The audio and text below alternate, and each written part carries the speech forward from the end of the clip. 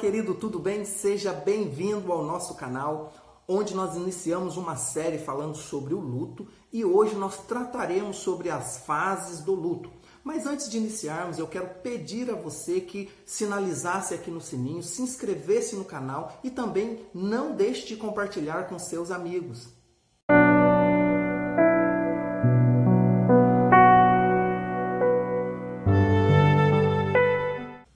Pois bem, querido, ao falarmos sobre o luto, é claro que nós pensamos, quando se fala em luto, somente na perda de um ente querido. Mas eu quero te dizer um pouco mais. O luto em si, ele não está somente relacionado à perda de um ente querido. O luto ele pode acontecer também diante da perda de uma vaga de um emprego, um relacionamento que foi desfeito, às vezes um animalzinho de estimação que você tinha e que agora você não vai mais tê-lo. Isso também desencadeia o luto. Na criança, por exemplo, às vezes perdeu um brinquedinho, às vezes perdeu um objeto que para ele era tão precioso e agora não tem mais aquele objeto. Essa criança ela tende também a passar pelo processo do luto e outras coisas mais que estão relacionadas a perdas, já que nós seres humanos não conseguimos, não temos tanta facilidade em lidar com as perdas. E isso em si, então, desencadeia o luto pela qual nós acabamos, assim, vivenciando em nossas vidas.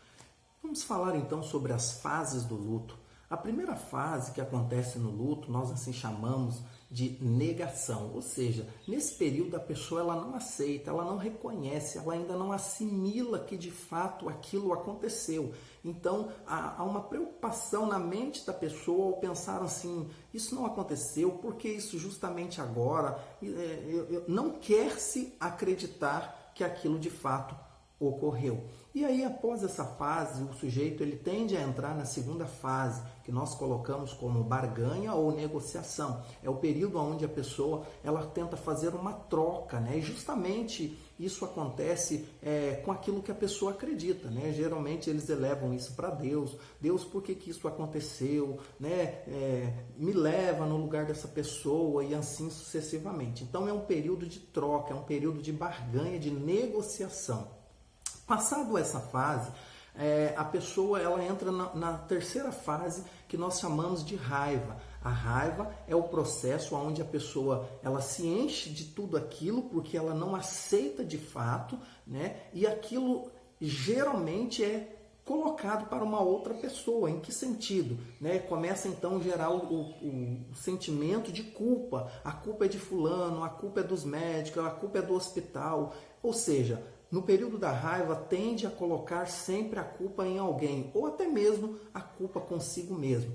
Após esse processo, a pessoa entra na quarta fase, que é assim chamada a depressão. Esse período de depressão pode acontecer o isolamento, né? Ela começa a desenvolver quadros depressivos, às vezes não quer comer, às vezes não quer sair e assim sucessivamente.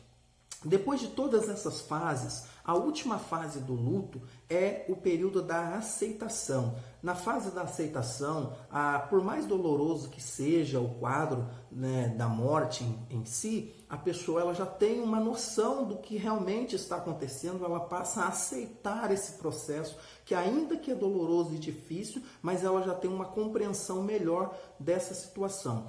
Ou seja, as fases do luto, ela pode acontecer intercalada, não quer dizer que seguirá essa sequência pela qual aqui relatamos. Existem pessoas que vai ter logo esse processo da aceitação no início, né? É como se tivesse uma apatia, porque é natural que o nosso organismo, o nosso corpo, ele já é preparado também para essas questões de defesa. Tem pessoas que de início já vai passar por esse processo de aceitar, compreender, por mais doloroso que assim seja. Já outros não, irão desencadear cada uma dessas fases.